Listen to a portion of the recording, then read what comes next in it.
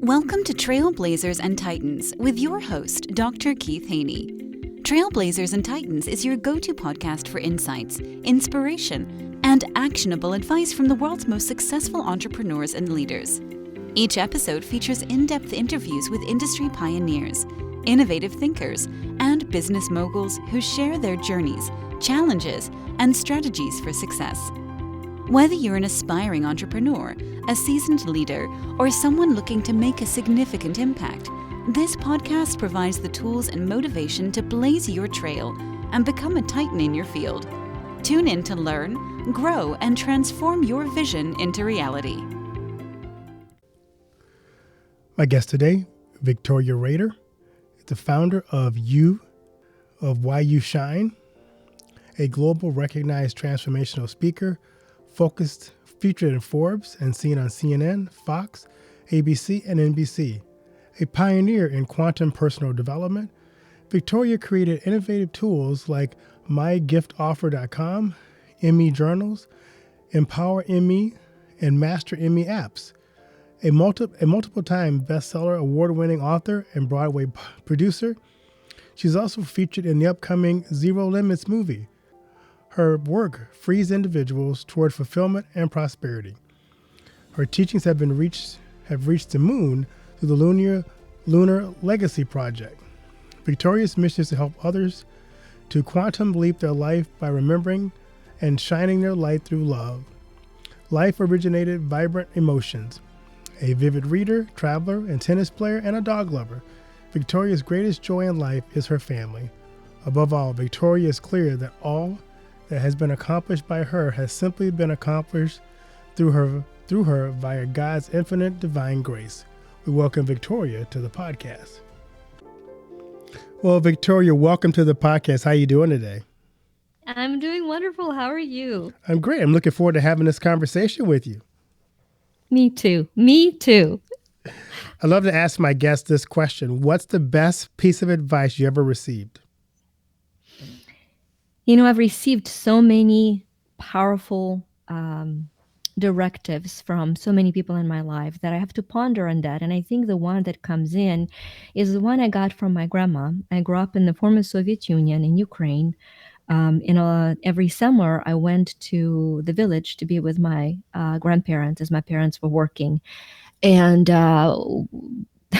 by modern day standard, we were very poor. You know, there was no indoor plumbing, so we had a well, and there was an outdoor house to go to the bathroom in the middle of the night for a good 4 minutes, especially in the cold of the, Ukrainian winter was a lot of fun. But my grandma always used to say, we're not rich enough to buy cheap things. And it stayed with me my whole life. She gave me a comprehension and understanding of value that, I saw her how she valued human life. I saw how she valued her capacity to earn and support a family, but I also saw how she valued every single, at that point, ruble, or translating to our language, dollar. And she's taught me how to never waste money thinking it's just $3. And so that was probably the biggest advice I received in terms of a practical guidance.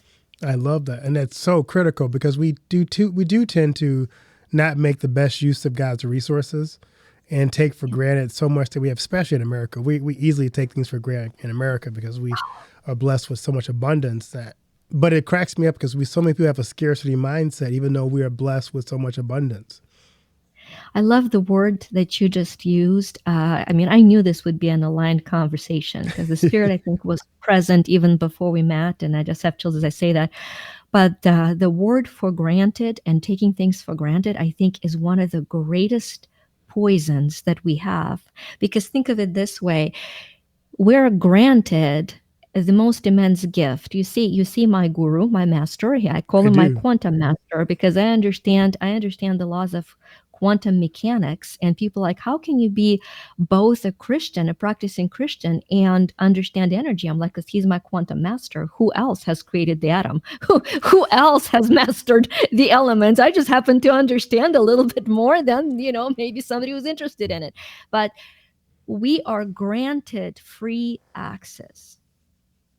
We're granted free access to infinite divine grace. The price has been paid. Every day we make a choice. Do I take that gift for granted and waste it and keep proving and earning and fighting and biting and struggling? Or do I receive? And so we take without receiving. We became a society of takers. We take and take and take, and it's never enough, and it's never enough, and it's never enough, versus receive. And because we have been given much, we have been given it all. Expand from what we have. So yeah, it's amazing connection. And when you're takers, you also feel like you're privileged, that you should deserve more Entitled. if you just take and don't give back. So you entitled. can never have enough if you're just a taker. Yeah, only two mindsets. I tell people, I've had this very successful young man, and it was an earnest question, so it was not a flippant answer. It was a deep answer. He turned to me and he said, "How do I know when it's enough?" He's built a $26 million company in 22 years. He works very, very, very hard. He's 22 years old with a $26 million company. And it is an earnest, hard work labor. He is laying his whole life. And he said, how do I know when it's enough? And I said, there are only two ways. Either it's enough now or it's never enough. There's no third way. There is no third way. And if it is enough with what you have, and you commit to becoming a steward, if you are guided to grow through stewardship, it doesn't matter how big the business grows or how deep the relationship goes. What matters is that it's enough. And a lot of people are stuck in that. And that's what you've earlier said is the lack mentality. The lack mentality is that one phrase, as soon as, then, when, then. So I pay tithing. And we started paying tithing when I've learned about the power of that. When we had nothing, I stood in the grocery store with my $28 for the week of groceries. Granted, it was 30 years ago, so you could actually buy stuff with that, not just Frappuccino latte, whatever Right. it is. But I stood there and I was looking at it going, how can I pay tithing out of this? But because I committed, pay tithing, incredible miracles actually followed. Like our phone company sent us a refund that we don't remember ever, paying and so forth. But the bottom line is people get into this lie. As soon as I have more, I will give more. And that is what's keeping them from being more and from having more. What you have is more than enough to grow and expand infinitely. So yeah, start where you are. No, I love that. I'm curious as we get into this discussion more, who are some people in your life who were mentors for you on this journey? Because we all have those people in our lives we may not always think about, but they were there. It's a chance for you to kind of give them a shout out and thank them for being that important person in your life. I've been very blessed, first and foremost, with my parents growing up in the Soviet Union, where faith was not only not welcomed, but you were persecuted for believing. They encouraged free spirit and they encouraged free seeking, and I saw them take a stand. I was mentored by them through actions, not through words. My dad was a journalist when Chernobyl happened. And for those people that don't know, Chernobyl was the nuclear disaster in Ukraine when one of the nuclear plants malfunctioned, blew out, and poisoned and killed a lot of people. And he was asked 3 days later to go and report that everything was fine. So he came to the site, came home throwing up, being sick. So clearly he had nuclear poisoning. So clearly things were not fine. And he took a stand on that. And we went from a very socially respected and recognizable family because he was an editor-in-chief in one of the main newspapers to losing the status and losing the presence, but gaining something far more important, gaining integrity, gaining wholeness. And when the Iron Curtain fell, he was one of the very few post Soviet journalists that was invited to come to the US for the Exchange of Information Act. He came home and he became the first independent newspaper owner in Ukraine. So that loyalty, that integrity, plus the desire of entrepreneurial spirit. So watching him has mentored me in way unforeseen. And many mentors. I've had a blessing to be mentored by Bob Proctor. I'm in the upcoming movie with Joe Vitale, who's a mentor. Greg Reed is a dear friend and mentor. But this is what I'll tell you. I have an agreement with myself that if I know you, I will want to learn from you, and you become my mentor. So, as of this moment, Reverend, you are my latest mentor in life. And I will leave this conversation enlightened, and I know that for a fact. Wow, that's amazing. I love that perspective though, because you're right. You never know if you're open to it, who can be those people in your lives who are powerful influences in your life. So Victoria, tell me about what led you to find your group, Why You Two Shine. Because I'm curious. I went online, looked at some of the things on there, and it was some fascinating stuff. Tell us about the background behind that program. Yeah, so You to Shine was founded in 2013. 2013, there was this saying, right? There was the best of year, there was the worst of year. That was very true for me. In 2013, I was a top producing real estate agent, was in 1% for both US and Canada, and I had an immense book of business pending. And all of a sudden, one person at a time, I started losing very dear family members and friends for different reasons. In February, my aunt died in Moldova, and we had to fly to this very unexpected funeral. And then, March comes and I lose my uncle, and then I lose my cousin who drowns at a very young age. By the end of that year, I have lost 11 people, almost with this once a month thing, and found myself at a very dark time in my life. And what I had to have come to complete peace with is understanding, honoring, and loving death as much as understanding, honoring, and loving life. And understanding that the gift of death is what helps us to redefine life fully and completely, which to me is finding that spark of light that God placed in you, polishing it and shining it relentlessly. Like that understanding of being the light no matter what, that was the year of discovering that. So in November, knowing what it meant, living what it meant, I founded a company that was called You to Shine, and its whole purpose was shining the light you came to shine unapologetically. And and what you have is enough. And then what I've started learning with the company, I started as a business coaching, allowing for people to really show up as who they are, and explaining to them that you can lose people that you will be put off by, and it is wonderful because it creates space for people that can welcome you. And then it started growing into additional practices of energy healing and of understanding the universal laws.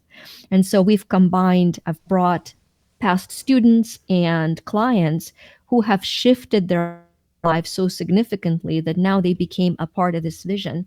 And so You to Shine is now over a decade old company, and we are sharing quantum personal development, but the message is still the same. Be the light that you've come to be and put it in the spotlight. It is your duty. Oh, I love that.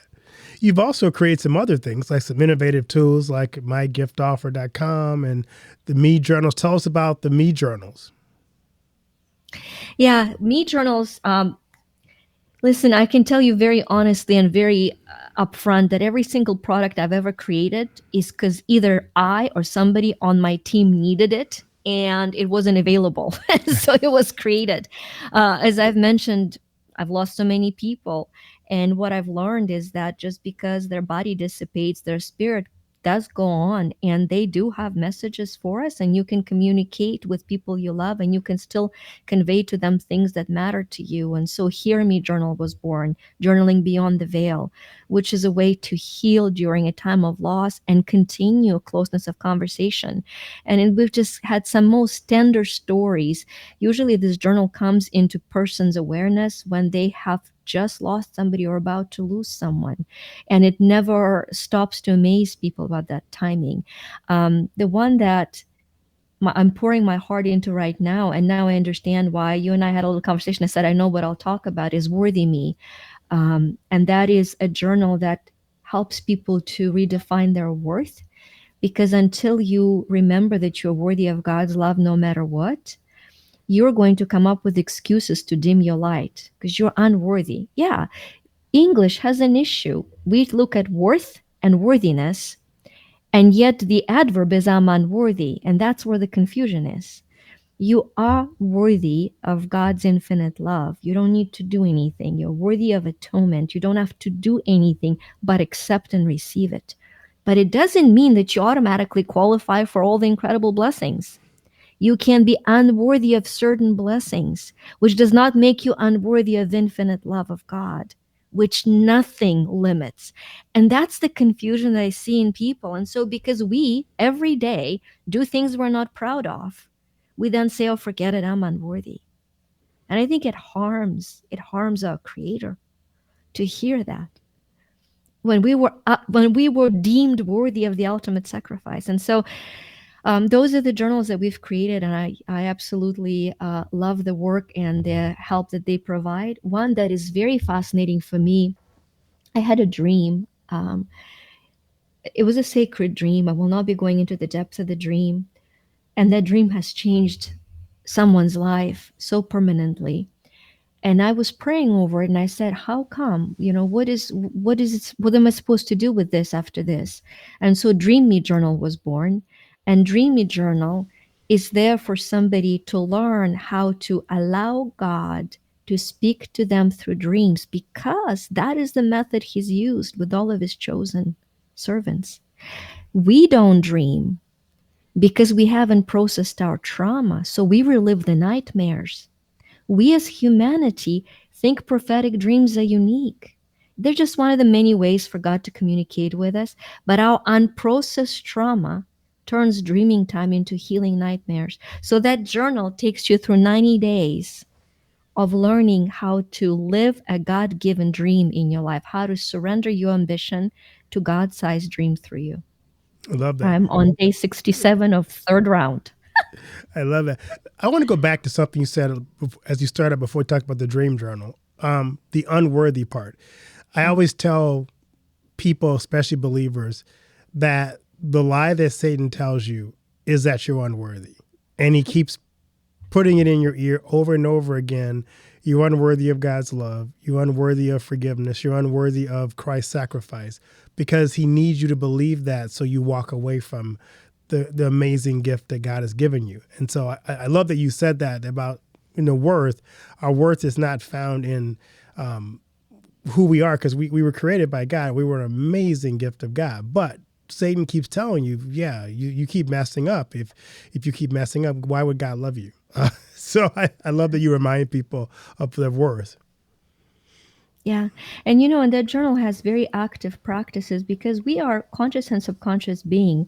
And gratefully, 98% of our reality is run by subconscious. Because if we had to remember to take every breath and to beat our heart consciously, I don't think we would do that well. And so I'm very grateful for a very functional subconscious mind.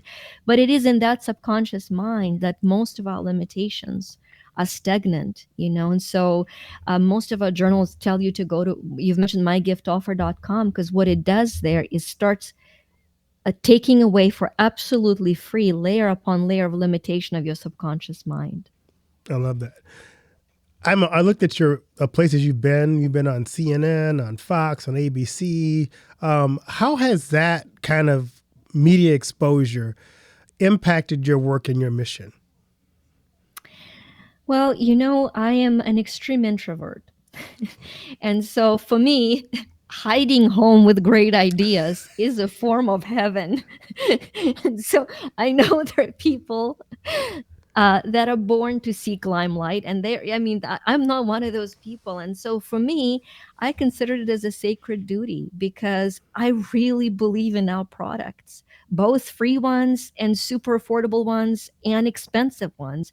And so it is that belief of helping people find who they are that placed me on those platforms, because you've got to, it's like fishing, you can't fish in a toilet bowl. There's just no fish there. And so you got to go where the fish is. You got to go where the people are. And so this is what I am uncomfortably but confidently and consistently have committed to, and it's been beautiful. The it's beautiful to reach people's lives that you've never known were out there. I love that. I also want to circle back to something you said about grief. When you had so much death in your life in such a short period of time, you learned some things about grief. What did that period of your life teach you about grief that maybe we sometimes miss or forget? Oh, such a powerful question, actually. Well, two things. One, I'm an entrepreneur, so very practical. I'm going to talk about the app that has helped thousands of people heal. But first, spiritual before practical. What I've learned is that both grief and joy reside around our heart and in our lungs. And that it is the depth of grief that provides for the depth of joy. That the fear of grief or inability to process it is what takes joy away. But when we become friends with grief and we honor it and we release it, it's like grief carves a canyon that joy has room to fill. I love animals. I have 4 dogs. I don't recommend it. It's probably a sign of addiction, but I have 4 dogs at home. you know, and I've lost. I've lost some of the animals that I just love dearly, and so many of my friends will say, it takes you out so much and you grieve over them. And I say, yes, but the joy of having them so far outweighs the grief of saying goodbye. And I see so many people, for the fear of grief, not allowing themselves to experience the joy. Grief is the frame of the painting of joy God has for us. And so understanding that, we have worked with so many clients. We've identified 99 hidden aspects of grief. Doesn't mean that there are not more, but we've identified 99. And so for one of our apps, Empower-Me app, we have an intuitive way. I'm going to do it for with your permission for your audience, because I believe in spirit guiding every experience. Sure. So I'm going to go to my grief. It's intuitively built. I'm going to click on it. And what it does, it's going to tune into one aspect that somebody is seeking to process. Wow, this is so powerful. The aspect that popped up is not knowing whom to trust. See, you would never think that that's a block of grief, but it is, because you're grieving loss of reliability. So the first step is to validate, I don't know who to trust and who to turn to. And then we're going to rewire the subconscious by visualization. With your eyes closed, imagine yourself at the edge of a beautiful canyon. Think of it, I just talked of a canyon. Wow. Imagine lifting your foot as if over the open canyon to only see a stone appear right under your foot as you step forward. Imagine a stone bridge appear one step at a time as you cross the canyon between the two cliffs. Then see yourself on the other side, surrounded by radiant light. Oh my gosh, and we aren't becoming bridge builders, are we not? Right. Do you feel the spirit? I do. And then affirm with your hand on your heart, I know how to trust for divine help to appear as I move forward. I'm trusting, I'm hopeful, and me. You see, God never asked us to trust people. He only asked us to trust Him to guide us who, when, and how, and to what degree to trust. And what a relief it is. So that's the power of my grief subset of Empower-Me app. Long answer, but it felt like giving it. No, it was perfect for our discussion. I love that. That is because what grief sometimes does to people. I know a lot of people who've gone through grief is, like you said, why buy another, if you talk about animals, for example, why have another pet when you know they're going to die?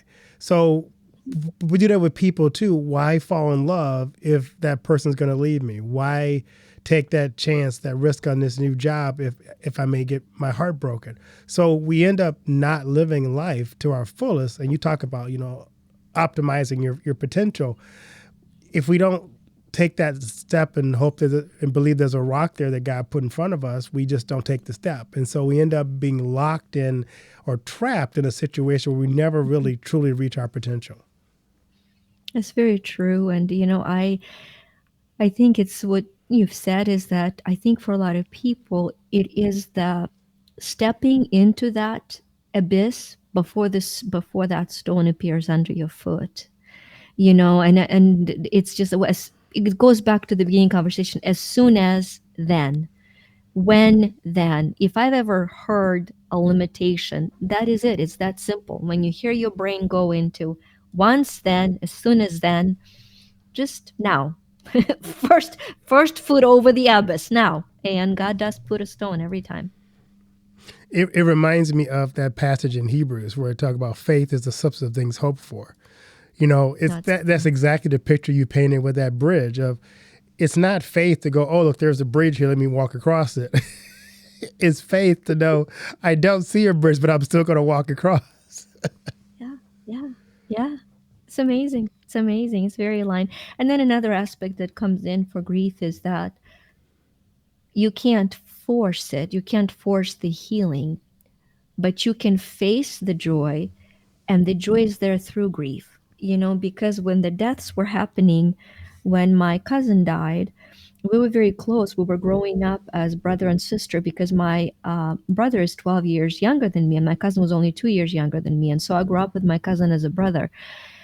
And I remember first, I was in complete shock that he drowned. And then I sat, I prayed, I meditated. And the one thing I can never deny was the infinite peace of his crossing, because I was granted a moment of his spirit leaving his body.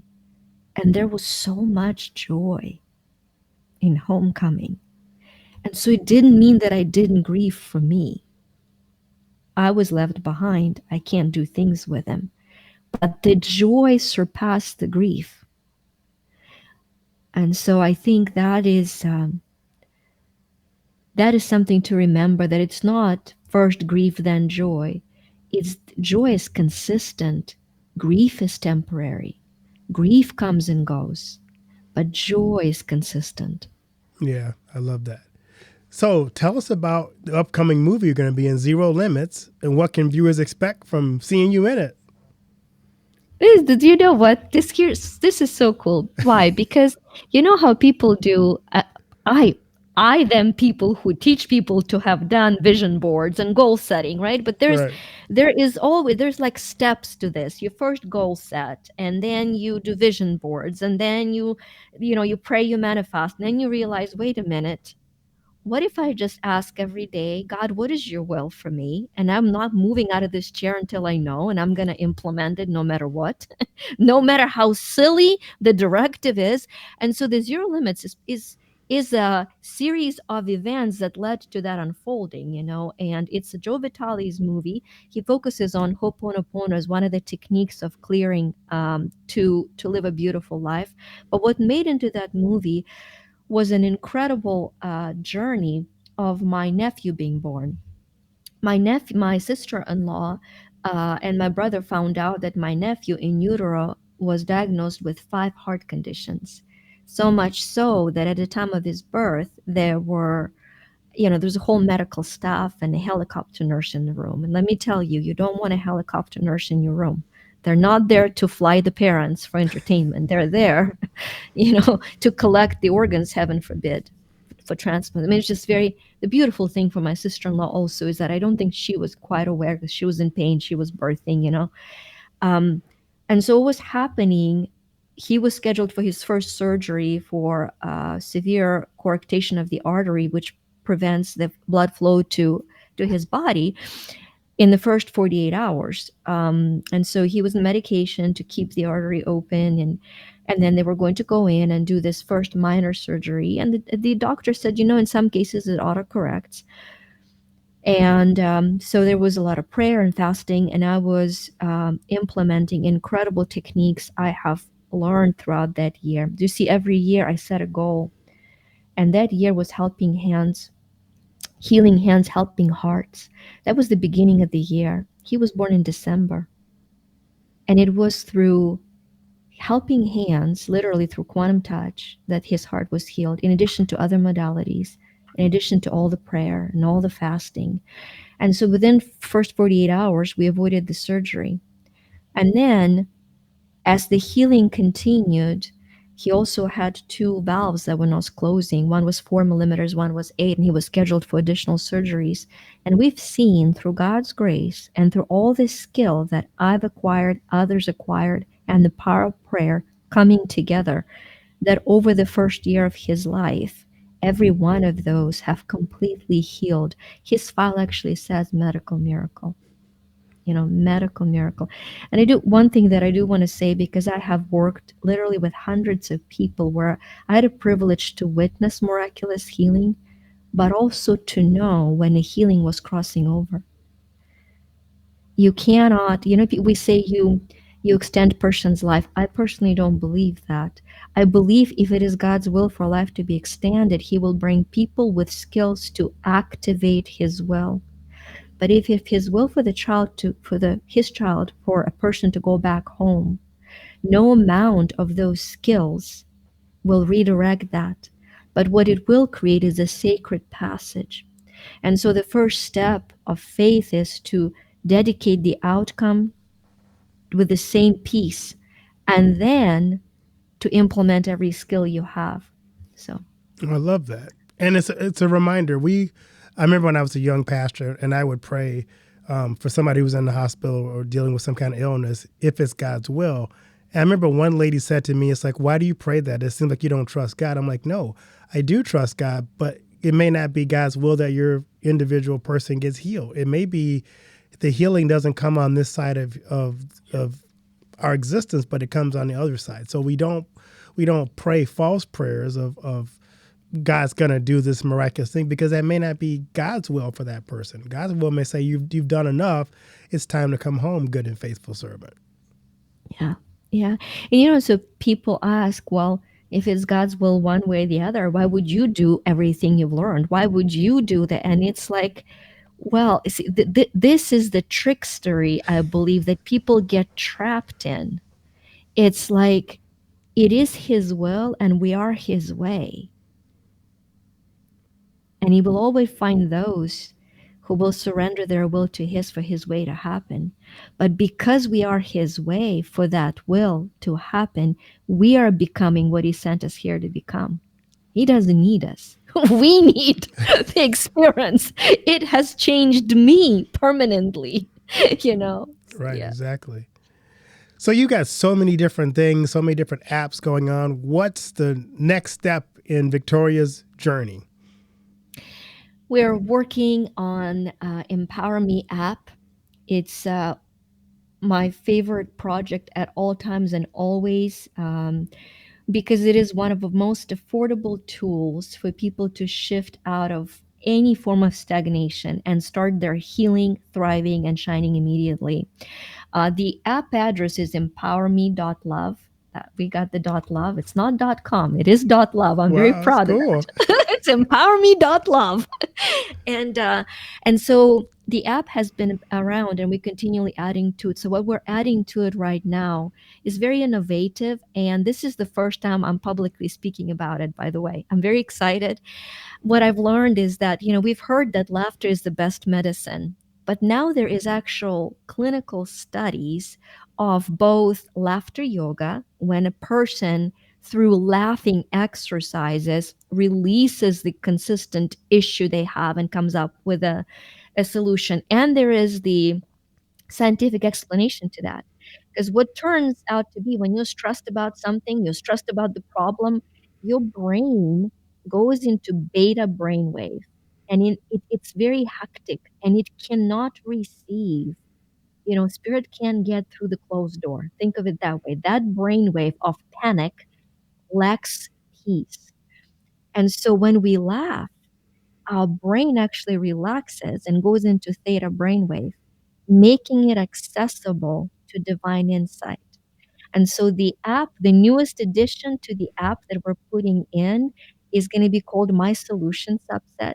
So a person will be able to input what they're currently working through, and then they will choose one of the three modes of laughter. And it will first feel awkwardly forced laughing, but then it'll become natural, and it will allow their brain to softly slide into the theta brainwave, in which the body relaxes and inspiration becomes more accessible, and thus the solutions come. So I'm very excited about launching it. We're weeks away from it going live inside the app. Wow, that's so cool. And you launched the announcement on my podcast. So here we go. History in the making. The bridge has been built. The Boom. bridge has been built. Boom. I love to ask my guests this question, Victoria. What do you want your legacy to be? It's a fascinating question. My answer to this question actually got one of my chapters that I've written to be flown to the moon. Literally, there is a book that's called Lunar Legacy, and it was the first book to have landed on the moon. That's not my legacy. And what the answer in that book is that when you stop forgetting about leaving a legacy and you live a life of complete surrender, your life dissolves into oneness of who we are as children of God, as one human race. And so then your legacy is seen in every breath that is taken on this planet. And so my legacy would be, she is not remembered, but she's inspired others to inspire others to inspire others. I love that. So where can my guests find you, connect with you on social media? On Instagram, it's Vika_Rader, VICA_RADER. And I always answer all the appropriate questions. So I will address it. Our site is U2Shine, YU2shine.com. And please start your journey at mygiftoffer.com and empowerme.love. Those are the places. Well, thank you so much for such an engaging and joy-filled conversation. Blessings on the work you do and the lives you're impacting with the wonderful gifts that God has given you. Thank you for having me. This was superbly joyful. Thank you. I really appreciate it.